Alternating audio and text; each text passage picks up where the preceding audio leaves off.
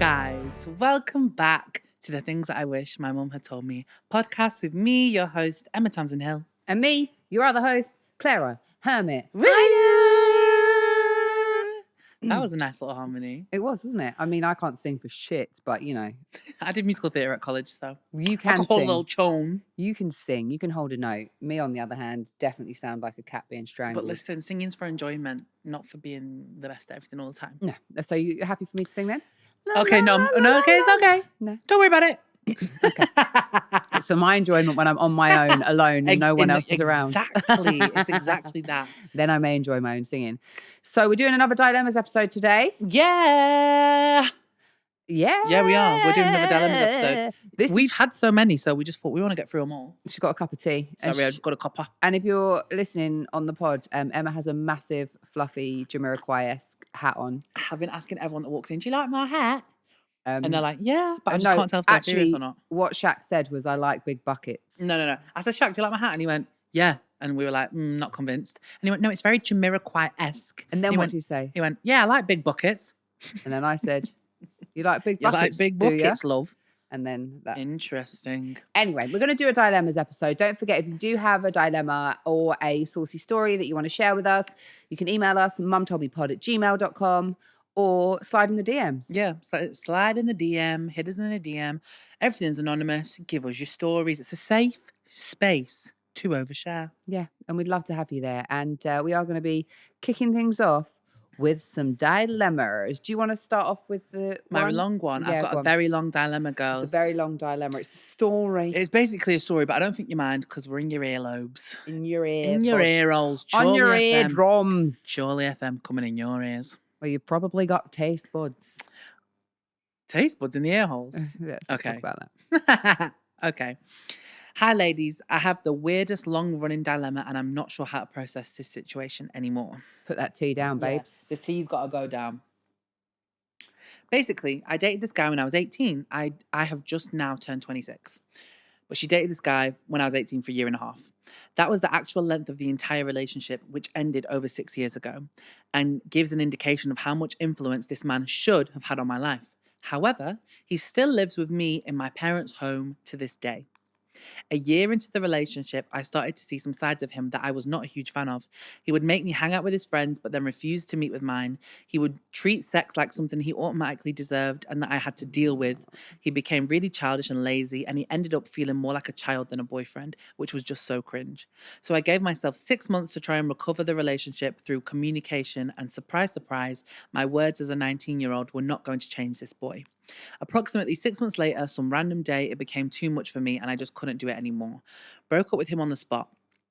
I was really upset because I still loved him, but he wouldn't grow and improve himself like I was trying to. And obviously he was upset because in his mind, this had come out of nowhere despite my increasing amount of conversations about his behaviour. I knew that he couldn't go back home because of potential danger there. So I said exactly this: you can stay here until you find somewhere safe to stay. I went to uni, grew up a whole lot and got some much needed therapy and met my current boyfriend. We've been together for 4.5 years.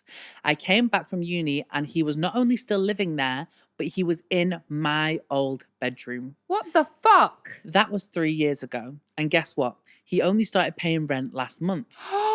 He has been working full time since the year we broke up and he never does anything, so I know he's got money stored away. I really don't understand why he hasn't moved out. Like, I get Greater London is expensive, but come on now. He should not be taking advantage of my family like that so he can save for a mortgage. Rent like everyone else. My mum buys him food and he does not... My mum buys him food, but he does buy some of his own too. She also buys him birthday and Christmas presents, but he never buys my parents anything ever. Before he could drive, they used to drive him to work every day. Also, he doesn't talk to me. Barely talks to my mum, but gets on decently well with my dad. He doesn't bring back anyone to the house in any capacity, as it should be, but it means he probably hasn't dated anyone since, so I feel sorry for him.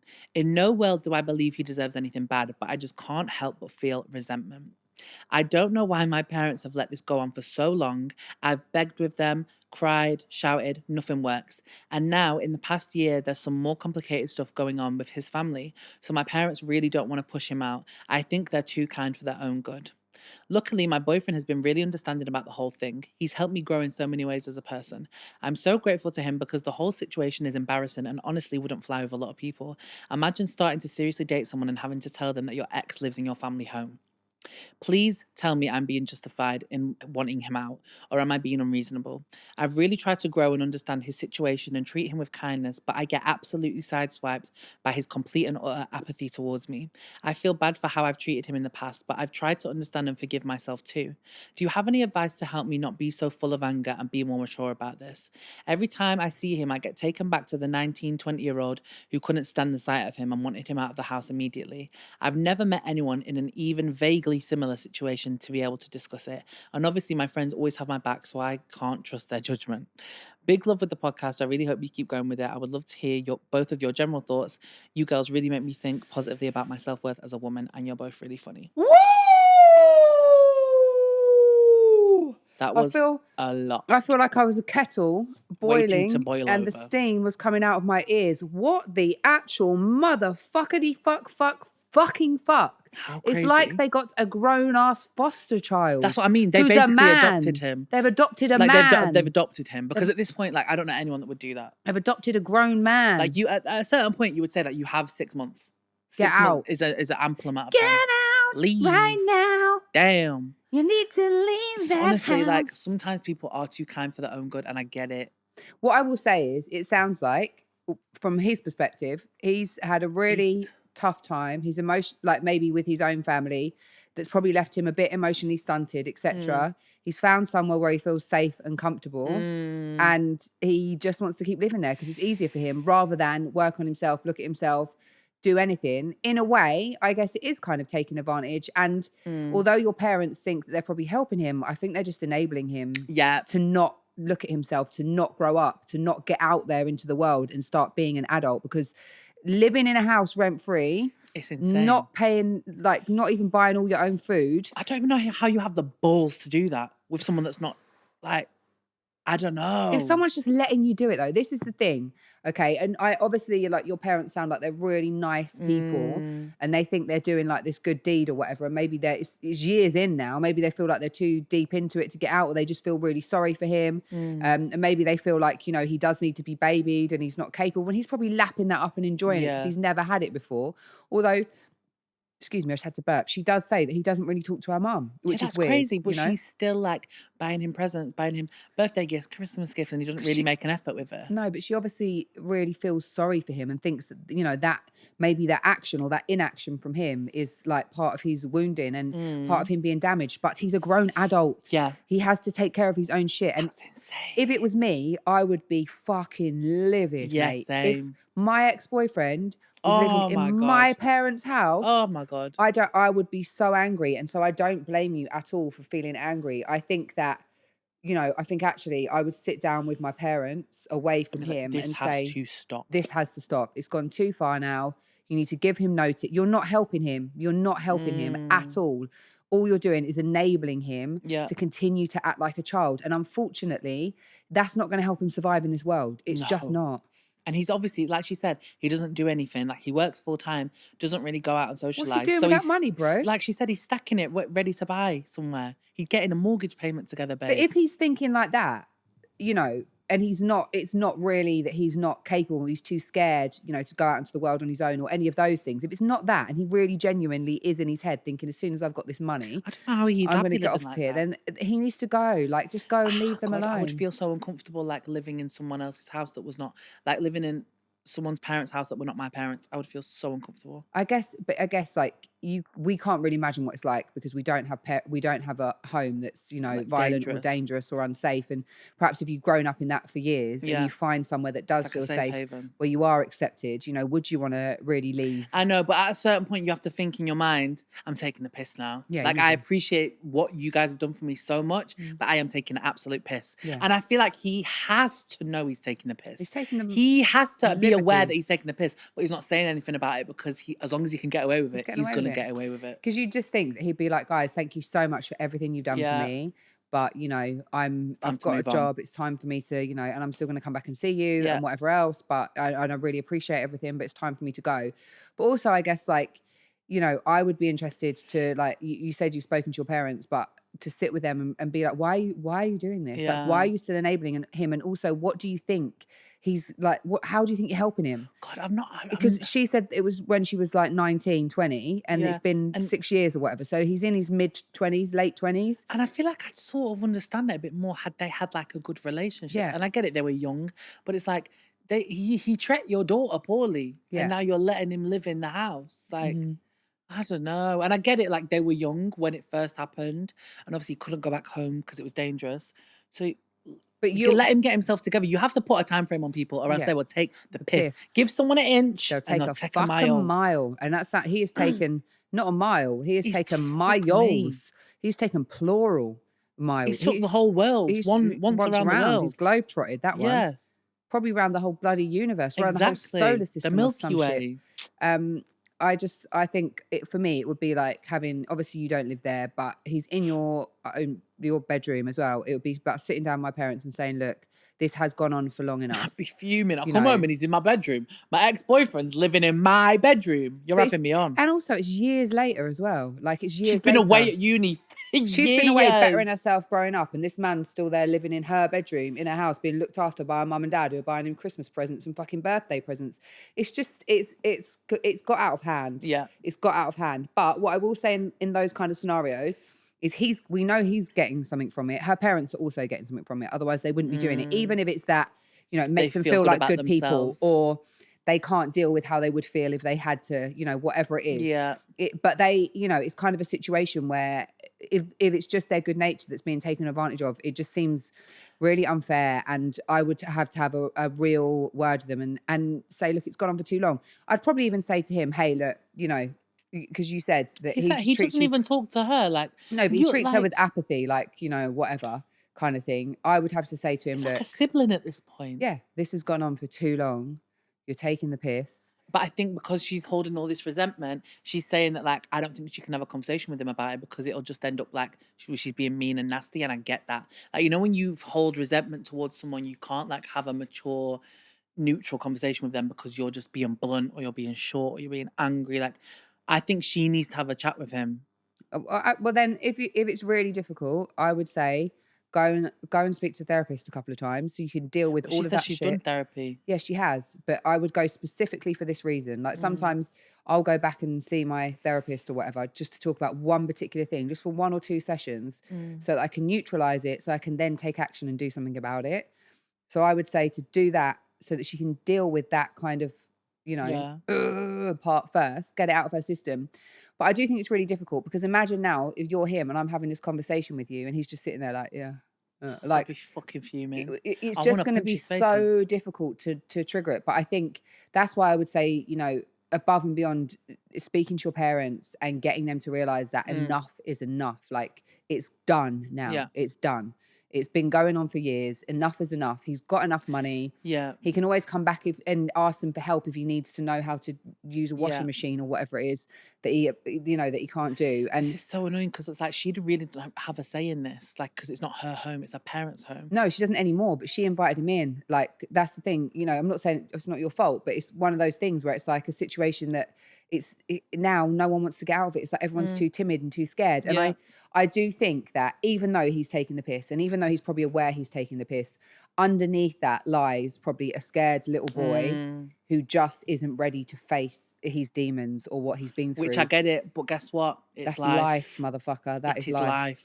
And maybe just play him this podcast and just play him this episode. Like, maybe he doesn't understand, you know, maybe if he hears it from how bad it sounds, like from a third party. Kind of brutal though. I think it might hurt his feelings. Well, I'm not trying to hurt someone's feelings, but I think it's, you know, at what point enough is enough, you know, like you're a grown up now. I get it. Like, families can be shitty and horrible and it can be fucked. But at some point you have to, you know, be willing to take control of your own life and, you know, get in the driving seat and stop blaming everyone else and stop blaming your past and do the motherfucking work on yourself. And he'd probably be happier. Like, I'm sure he feels uncomfortable in that house as well. Also, he hasn't dated anybody else. That's what I mean. Like, so doesn't really socialise. Like, you want a life, don't you? It sounds like his life has stood still, essentially, for the last however many years.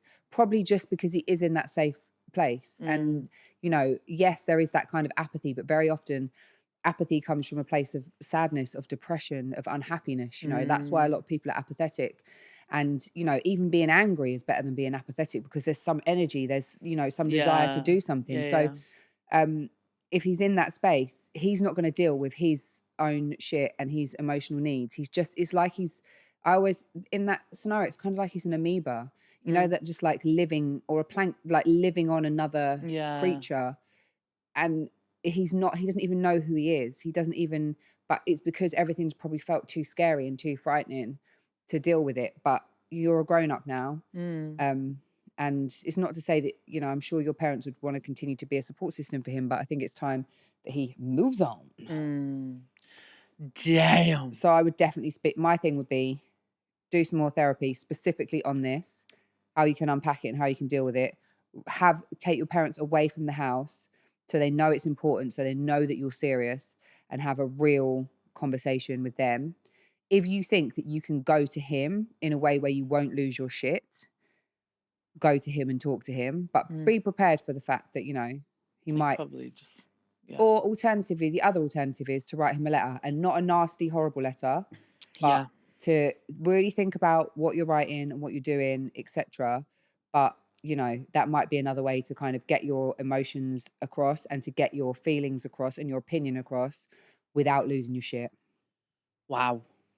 I've never heard a story like that. Have you? Have you ever lived with a partner's family or had your partner live with your family? Nope. No. I have. I had my partner live with my family for a little bit, maybe 1 or 2 months. And it was fine. But I'm trying to put myself in that situation. Like, if we had broke up and he stayed living, well, first of all, my mum would never allow that. No, I had an ex who tried to be friends with like some of my family members. It was fucking weird, you know, and then started working for one. It was just all very strange. And I was like, why are you doing that? But I think like sometimes, like, especially like he cheated on me. Oh, okay. And then I dumped him. He put a brick through my car window. What? Got drunk, and then drove his car and smashed it up. No. I dumped him because he cheated on me. So you're lost, sir. This was years ago, by the way. And then he started fucking hanging around with all my family, which I didn't even live anywhere near him, really. Oh, so he was like getting to you through the... Yeah. It was a bit sinister. Let it go. Because I feel like, you know, once people break up, like the mums still want to be friends with like their son's girlfriend or whatever. And I kind of get that. Yeah, maybe. But I think it's time to move on. It's crazy. Are we ready for another one? Fancy another one. Let's go, darling.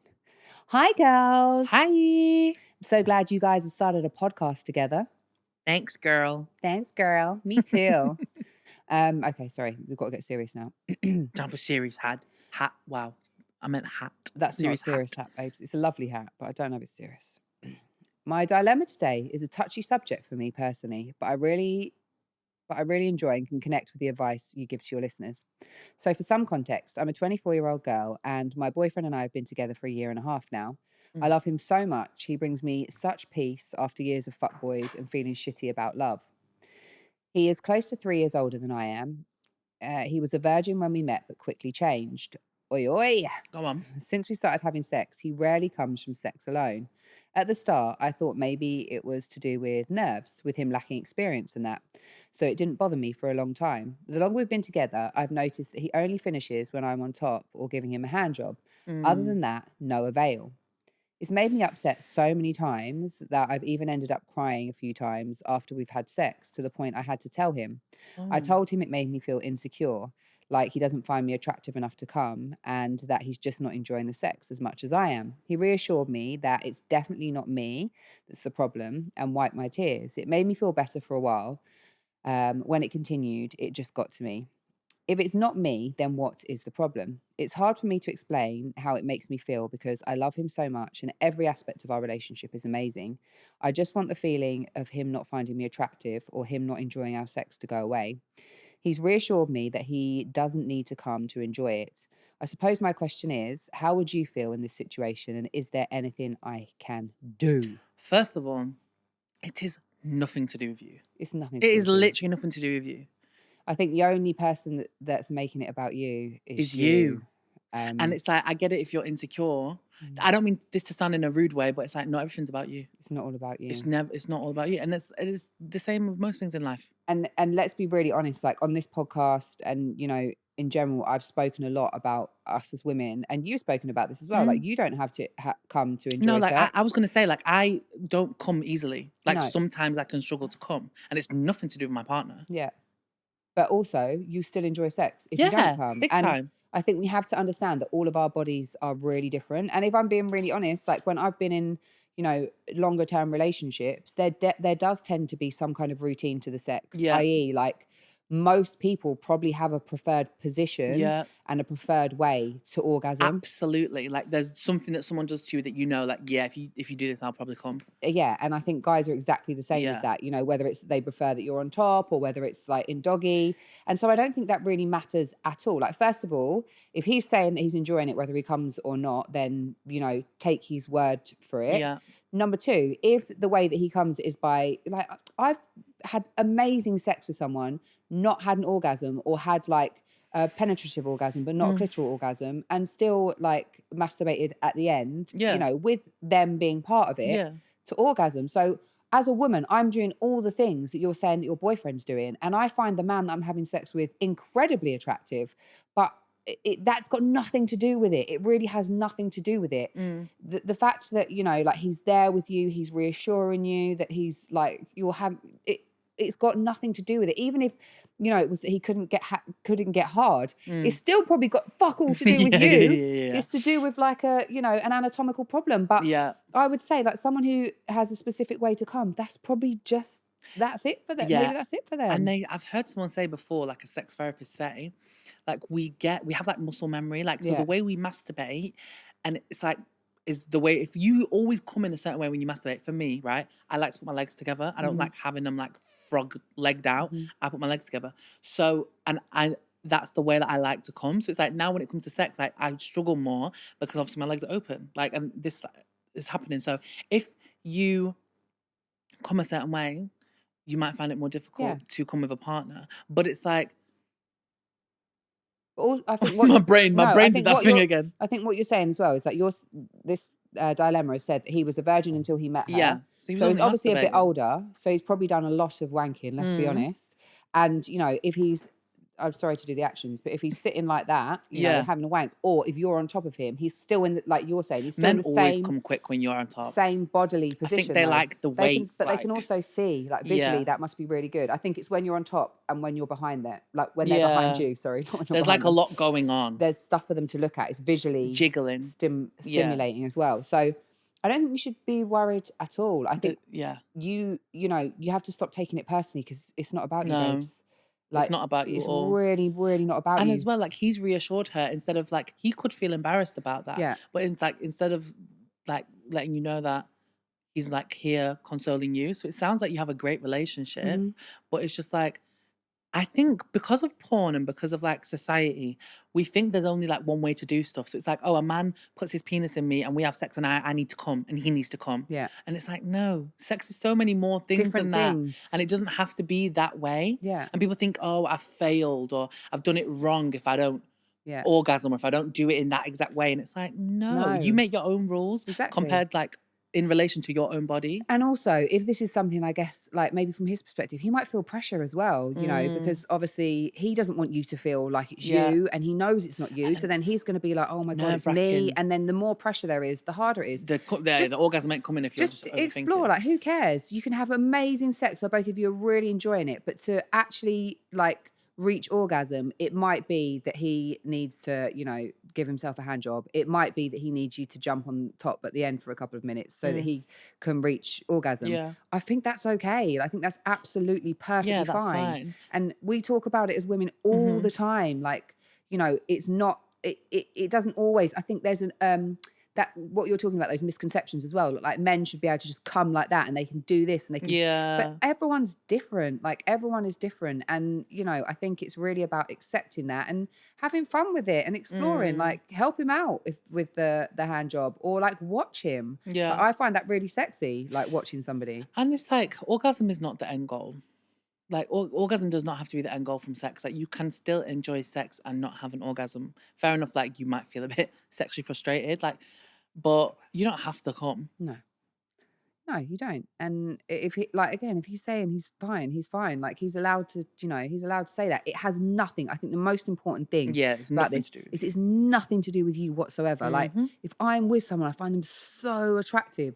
It doesn't mean that I'm just going to instantly orgasm. Yeah. There's still work has to go into it. And sometimes it just is not going to happen. Like, Yeah. it's just not going to Things happen. on your mind. Like, I'm a big overthinker. My mind runs wild. Like when I'm in situations where Yeah. it's like, okay, it's my time to come or whatever, Yeah. and my brain will just go away with the fairies. So I think we have to give each other grace and be kind to each other. And if that's what he enjoys and that's how he enjoys coming, then so be it. And maybe the more you relax into it and the more confident you get with each other, you might find that there isn't other ways that he can come. Yeah. And, that it's not just that, but that, that might take time. That might just go with the flow and stop making it about you and stop internalizing it as there's something wrong with me. There's really nothing wrong with you. I think the main thing is just like to support each other. Like for me, even though no one has ever like made a big thing out of it, I used to feel quite embarrassed sometimes that I couldn't come or that it would take me a bit longer to come. And being with people that are like, I don't mind, like, do your thing, it doesn't bother me, that actually makes you feel so much more at ease. And then I found myself coming quicker because I'm not like, oh my God. Because I used to get in my head like, oh my God, it'd be going on and I'd be like, oh my God, am I taking really long? Oh my God, I think I might come, but I don't know. Oh, this, that, and the other. And you're going back and forth and then it just ruins everything. I've definitely, in the past, in past relationships, when I was probably in my early 20s, if someone didn't come, I would allow it to upset me. But if I think about that now, I made it about me. It was never about me. It wasn't a problem with me. Yeah. It was just, I already had some maybe negative belief systems about myself. I was already insecure and I just wanted something else to feed that insecurity. So, yeah. Sometimes the train ain't running and it ain't going to pull up in the station. So, best to leave it where it's at. That's it. And just love each other. Oh. So hopefully that helps. And yeah, it's not about you. And it's time to let that go and start enjoying your incredible man by the sounds of things. Absolutely. Shall we roll on to another dilemma, love? Yes, my darling. All right. What one we going for? Do you need to use my phone? No, I should be all right. Right. Okay. Love. This one is titled, I need to get out of my fuckboy era. Dilemma. Bet lots of exclamation points. Yeah. Hey, girlies.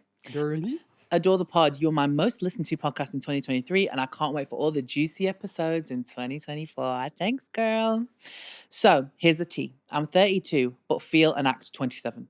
And have been dating this guy I met on Hinge since October.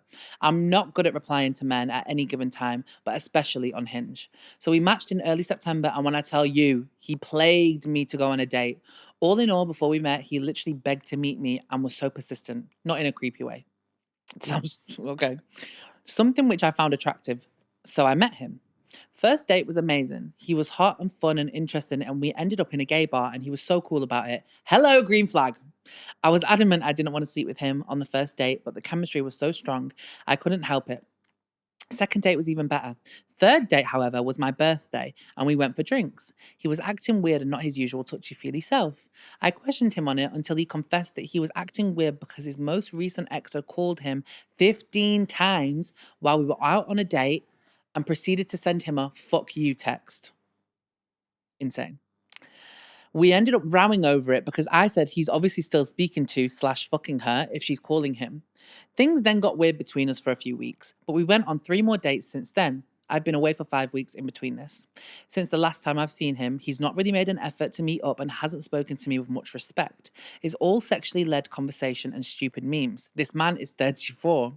He follows like 1,000 girls on Insta, most of who don't follow him back. And he not only follows OnlyFans girls, but likes their posts. He's a primary school teacher and his page is on public and his mum follows him. My dilemma is the sex is fucking amazing, probably the best I've had in about 10 years. Do I see him again just for the sex or am I being disrespectful to myself?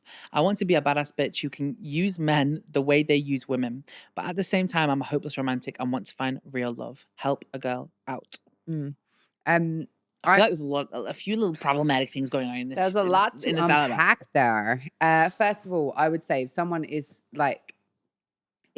begging you to go on a date with them, and you liked that, and that was like really appealing to you, I would have to like question why. Like Yeah. because it's that kind of like intense attention, and Yeah. because It's kind of love bombing. it's quite love bombing, and I don't necessarily think it's particularly healthy Mm. if someone can't take no for an answer, or is Yeah. like going on and on and on and on at you. But Yeah, that would just annoy the fuck out of me. it would annoy the fuck out of me as well. But I would then maybe question like why I like that. Why do I need like that? That level of attention, Intense. because that intense level of attention, because it doesn't.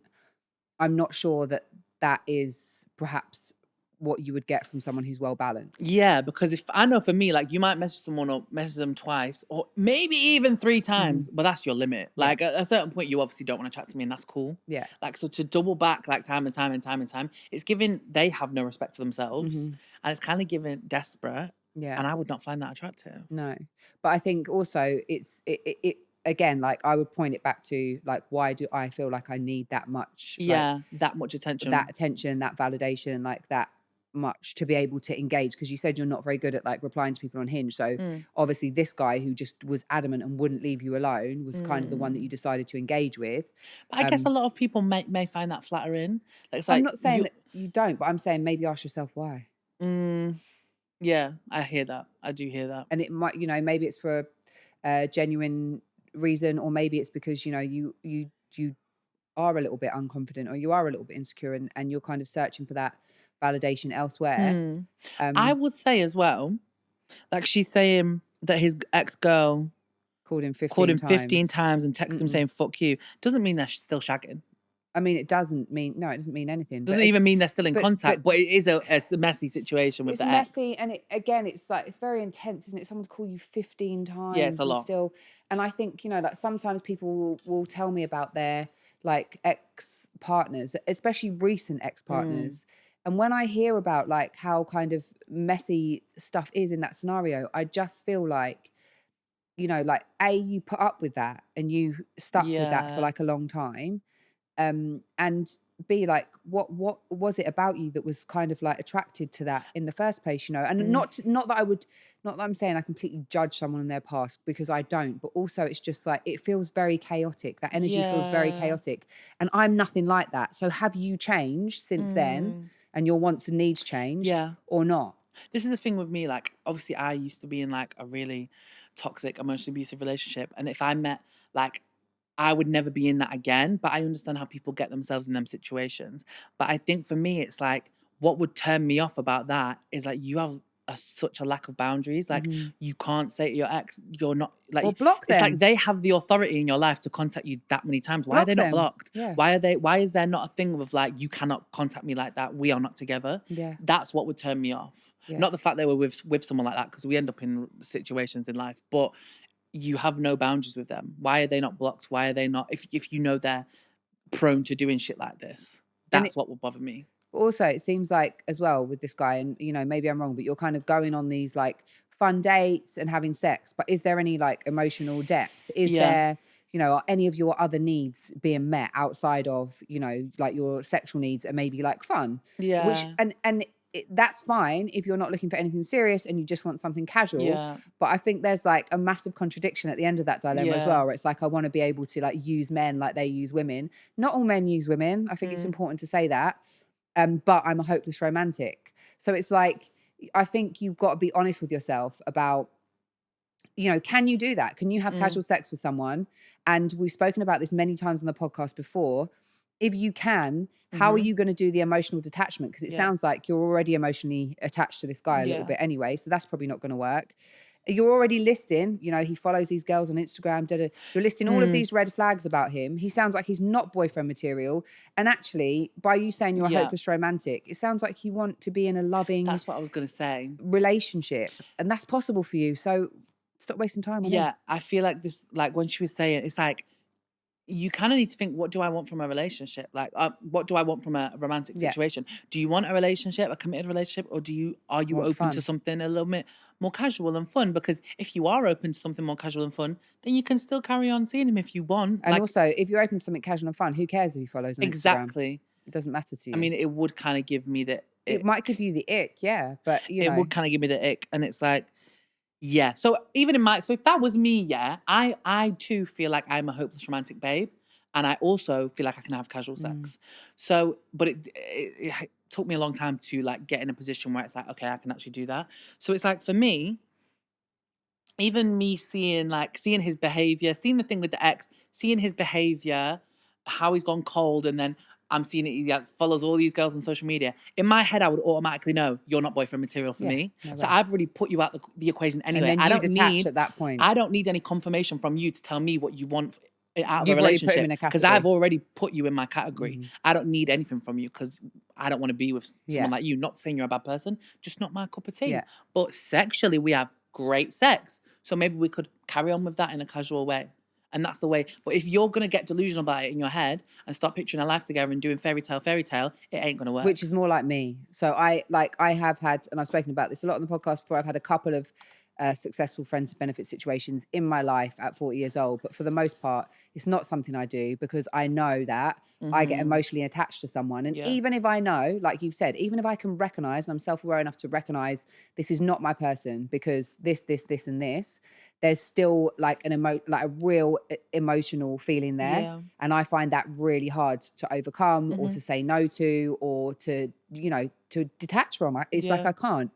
So that's why for me, I'm a hopeless romantic as well, or hopeful romantic, I prefer to call myself. See, that's how we need to call it. But I, certainly when I'm in this country, unless I'm holidaying, I date people with the intention of it going somewhere. Yeah. And, my first kind of thing that I say to people is I'm not looking for anything casual. So if that's where your mind is at, then just drop me out straight away. Some men do not respect that. Fair enough. But you work that out pretty quickly. Yeah. You sort of have to take the reins. Yeah. Like take the reins on the situation. Don't wait for him to give you the confirmation of, what are you looking for? Like, no, you've already stated things about him that you are finding red flags. So let it be that. Don't and as well, I feel like she's holding on to the hope of the first couple of dates they had. Yeah, it's not going back to that. He's shown you who he is now. Like and in the beginning you didn't know him. It was not that it was a facade, but you've created an image of him that's actually not him. But we also on first dates, let's be honest, all of us are going to show like our best selves. It's not, you don't really get to know somebody on the first 2 or 3 dates. You get to know their most attractive self. Yeah, and someone can show up and be amazing and great and everything, but it's a small, tiny part of who they are. And once you get to know more about them, do you want that? Does that fit in with you, your values, your life? No? Okay, well, either put them in the bin or like Emma says, emotionally detach and keep them as a friends with benefits. That's your options. She's saying that, am I being disrespectful to myself if I sleep with him? No. I don't think he's done anything to I don't think has he done anything to disrespect her? Maybe the lack of communication, but it's like, but then again, did you ever state what you guys were? But they've gone on a lot of dates, so I kind of see it's giving that vibe. But I think I would ask how I feel about it. Can I detach from it? Could I use it as just sex? Is it going to make me feel disrespected? Don't ask us that question. Ask yourself that question. Is it going to make you feel disrespected? If it is, don't do it. Number 2, if you do decide that you're going to go ahead with that, have a conversation with him and say, look, I understand now that this isn't going to be anything more than a casual thing, but, I'm happy with that. Are you happy with that? Cool. Let's leave it there. This is what I expect from you. These are my expectations. Discuss your expectations. If he doesn't meet them, cool. But you have to verbalize what those expectations are first, I think. Oof. Okay. That was some pretty solid advice from us. I got another dilemma for you. Woo! Right, let's do another dilemma. Hi, guys. Absolutely loving the podcast. I've followed Emma for years and have been introduced to Clara, and I'm obsessed with both of you. That's lovely. Thank you, darling. Oh, thank you. That's cute. Help me. I have a body dilemma. Help me! Help! Help! Help! Once my mum was in the hospital when I was a kid. She broke her ankle and and it got infected and whatever. So she was in a bed in a ward. Went to visit her one time. There was a man up the we shouldn't laugh. No. There was a man up the ward who was going, help! Help me! You help me and I'll help you. Help me! I'm blessed. I think so sad. Thing is, a lot of times, like when you go and visit elderly relatives, if they're in kind of like hospitals or care homes, you do have a lot of people with like dementia or things going on. Honestly. And some of them can be quite sweet, some of them not so much. Honestly, it's crazy though. She ruthless. Like she honestly, I mean, when she lived in her house by home. If she'd watch out she's one of those curtain twitchers. Yeah. If she saw someone let their dog poo, she would go out. I'm not even joking. She would pick it up in a bag, follow them home and put it through their letterbox. Fair enough. Also, one of the mums, when they came to pick up their kids up from school, parked across her driveway, Right. just really slowly drove her car into hers and just pushed it out into the middle of the road. That's insane. Yeah, she was a bit of a legend, and she'd do stuff like they'd go out for a family dinner, and my friend's nephew would be there, and she'd be like, "So, have you had sex yet?" Proper Cockney. Yeah, and he'd be like, "No, no, Nan, I haven't." No, And he's like, Nana. "It's great, Nan." She's like, "When I was your age, I was doing it all the time," like that, right? Yeah, you probably had 3 kids by 16, love. And then no, but within one of these conversations, my friend's dad found out that she'd had an affair. She's like, "Why do you think Tony was coming round all the time?" Honestly, when we think about our parents and grandparents, especially our grandparents, they did some fucking crazy shit. I know my grandparents were doing some. My granny found out my granddad was cheating on her, so she started cheating on him. Oh. It was tit for tat in my household. There you go. Well, anyway, sorry, I feel like I've just invaded someone's dilemma. Yeah, You've got sorry, to help me. Help me. I have a body dilemma. I'm in a new relationship after leaving my 12-year relationship. Wow. Super messy. Won't get into that. I'm a plus-size woman and have days where I feel like the absolute dog's bollocks. And then other days I'm like, don't fucking look at me. Being a lesbian, I feel seen and heard by my partner. But I can also, but I can't get past my own hang-ups. I hate my boobs and will literally have sex, Winnie the Pooh style, on top. What does that mean? Oh, with the top The on. t-shirt, yeah.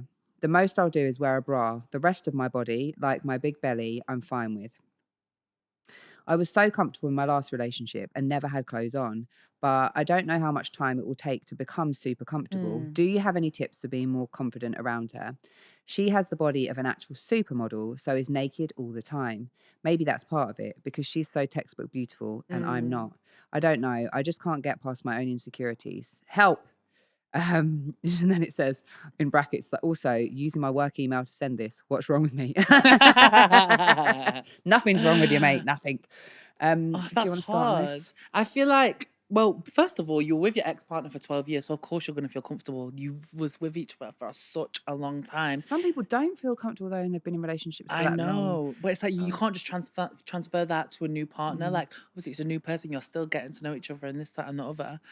But I don't think, say if she was with another plus-size girl, she probably wouldn't feel the same hang-ups, but because she's with someone that's like stereotypically beautiful, and I don't know if her last partner was a woman as well or not, Right. or if it's just this partner, but even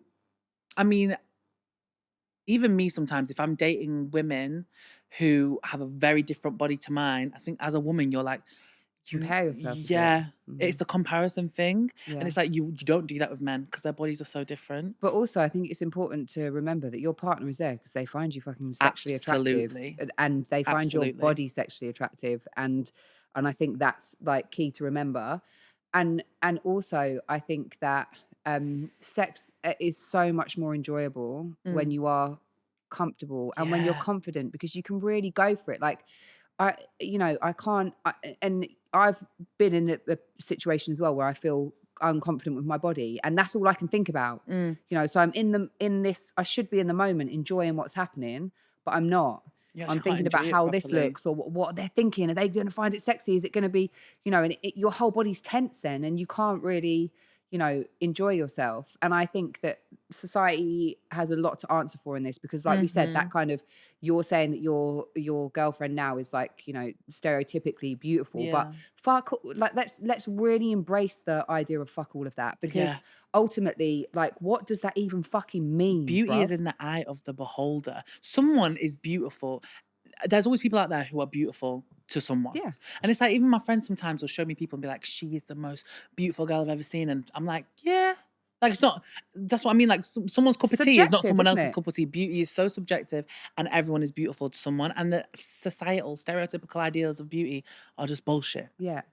I think, it giving you actual practical stuff that you can do in that scenario. Like, I don't know if you shared with your partner, but I think for me personally, if I was feeling that way, now being someone who's capable of communication, which by the way, it sounds like you are, I would tell them that I was feeling kind of insecure. Yeah. I would tell them that I was, not, and then it's just like, let that person love on you. Like, let that Yeah. person tell you why they But- find your body sexy and attractive. Someone can reassure you, but if you don't believe it, you don't believe No, it. but You it have can to be- believe it for yourself. It can also be really helpful. Like, Yeah. you know, if you've never vocalized it before, if Yeah. you've never said it and you're kind of thinking, oh my God, you know, like, I hate them. She said she hates her boobs. I hate my boobs. I bet they Yeah. think this. I bet they think that. Are they thinking this? Are they thinking that? Like, have you actually vocalized that to that person? Because also you might be looking at them and assuming, cool, because they're in that body. They'll never know Exactly. what it feels like to be me. They're naked all the time. No, fucking everyone But has also, insecurities. Her girlfriend could be in her head thinking, "Oh, I really hate this part of my body," Yeah. but she's just pushing herself out of her comfort zone Yeah. to just be naked. I think for me, it got to a certain point where I was like, Fuck it. I have to advocate for my own pleasure. Like, why am I fucking worrying what my stomach looks like? Because sometimes I'll be having sex and I'm a missionary and I can see my stomach, but it's like, why would I focus on that when I'm literally sharing this moment with someone that I really fancy, that I really like, and that feels really good? Why would I now make it about something that doesn't even matter? Mm-hmm. Yeah. And something that your partner might find really attractive. Yeah. Even like she's saying, oh, have my belly out and this, that, and the other. For me, one of my biggest insecurities that I still have will probably be my stomach. And it's like, if you're happy to like walk around like half naked, why not just go the whole full whack? Mm-hmm. And I used to find like, I used to be quite insecure about my boobs, but that's because I was looking at the stereotypical, how boobs should stereotypically look. Like, I used to want a boob job. Like, I used to want not bigger, I just wanted them lifted up. Mm-hmm. And then I was like, does it really matter?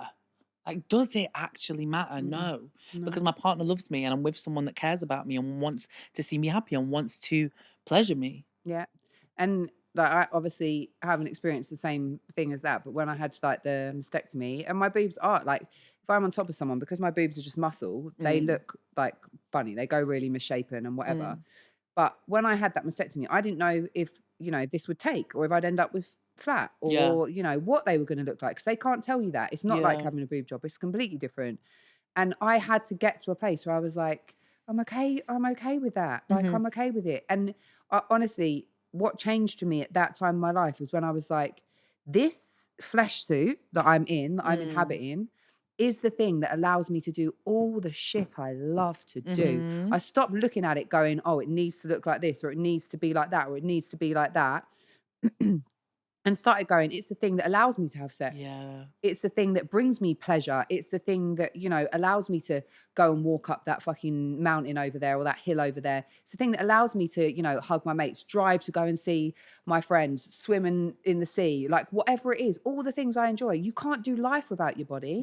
So we have to find, I think, a way of just like getting the fuck over it. Like, I'm sorry that I really am genuinely sorry that we live in a world that's so like, this is beauty and this is a beauty standard, because let's be honest, the beauty standards that we have, none of us can ever attain. No. Like, the people who are setting the beauty standards are can't edited, even attain it. photoshopped, etc. Surgeried. They are unreal, they are unattainable, and it's just designed to make us all feel like we're missing something. So then we will go and buy a product, we will go and have an operation. It's consumerism. It's designed to make money. Yeah. And I think we have to understand that and just say, like, how much are we going to allow that to impact our lives and how we feel about ourselves? Because if you've got a girlfriend who fucking loves you and you've got a body that allows you to feel pleasure and experience like sex with someone who you find really attractive, who obviously finds you really attractive, fucking go for it, mate. Enjoy it. Whip that Absolutely. t-shirt off, swing it around in the air and see that the world doesn't fucking end. And I bet your girlfriend probably loves She'd having love your it. tits in her face. Skin to skin is just the best. It's the best. Absolutely. But talk to her about it. Yeah, definitely. Share your concerns. A problem shared is a problem halved, girl. Love that one. Yeah, so Do you want me to shake my tits in your face? go on then. Now? Right now. Go on. Oh, you're actually going to do I it? don't really shake them It's all right. Shake them at me. like that. Woo! Love that, babes. My cement boobs. Not the cement boobs. I'll shake them in your face a little later if you want. Whoa. Whoa. When the cameras are off. Whoa. Okay. Thank you for listening today, guys. Thanks. We hope you've enjoyed it. If you have any dilemmas that you need our help with, or if you have any saucy stories that you want to share, please hit us in the emails, mumtoldmepod@gmail.com, or in the DMs, whichever you prefer. Everything is always anonymous. And yeah, it's this is my new saying. This is a safe space to overshare. Leave us a 5-star review. Leave a review, catch us on TikTok, Instagram, YouTube, all the things. And we hope you enjoyed it. All your screens. Through your screens, through your airwaves, everywhere. All right. We'll see you next week, guys. Love you all so much. Ciao, bye. Bye.